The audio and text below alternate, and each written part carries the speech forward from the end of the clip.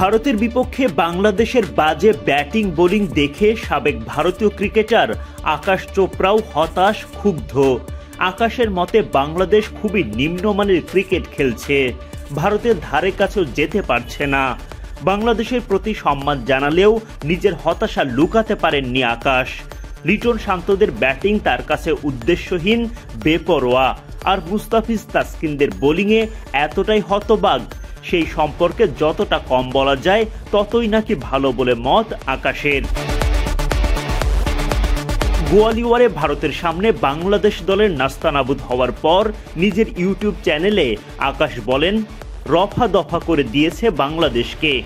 বাংলাদেশিরা কি করছো, কোন ধরনের ক্রিকেট খেলছো, আশেপাশেও তো আসনি, সিরিয়াসলি ওয়ান সাইডেড কি, ম্যাচ কোথায়, এ তো মিস ম্যাচ ছিল।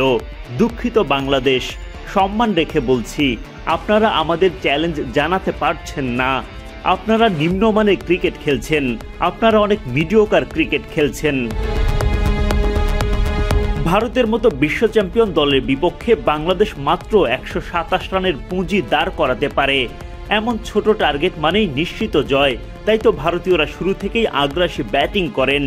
মাত্র 11.5 ওভারের মধ্যেই টপকে যায় বাংলাদেশকে। আকাশ বলেন, আপনারা বেশি রান করতে পারেননি, এই রান তারা করতে বেশি কষ্ট করতে হবে না। এতটা কষ্ট না লাগলে কেন নিজেকে কষ্ট দেবেন? মারতে থাকো, মারতে থাকো। বিশ্বজয়ী এই দল বিশ্বজয়ীদের মতোই খেলেছে, বাংলাদেশকে আরো একবার আয়না দেখিয়ে দিয়েছে ভাইয়া। ভারত, পাকিস্তান, শ্রীলঙ্কা, আফগানিস্তান এশিয়ার শক্তিশালী দলগুলোর মধ্যে বাংলাদেশের অবস্থান 3 অথবা 4 নম্বরে দেখেন আকাশ, কিন্তু খেলায় সেই উন্নতি নজরে আসে না।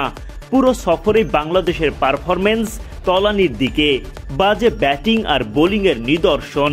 আকাশ বলতে থাকেন, এশিয়ার মধ্যে আপনি তৃতীয় অথবা চতুর্থ সেরা দল এই সময়ে। আপনার ক্রিকেটের যে উন্নতি সেটা নজরে আসছে না।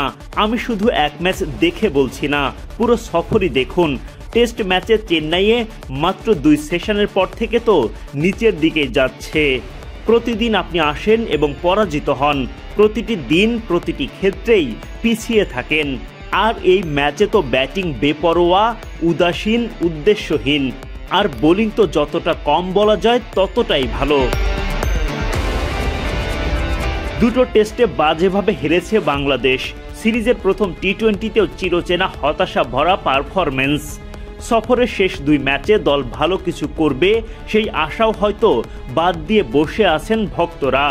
তবুও কি শেষটা ভালো করতে মরিয়া হয়ে উঠবেন না টাইগাররা?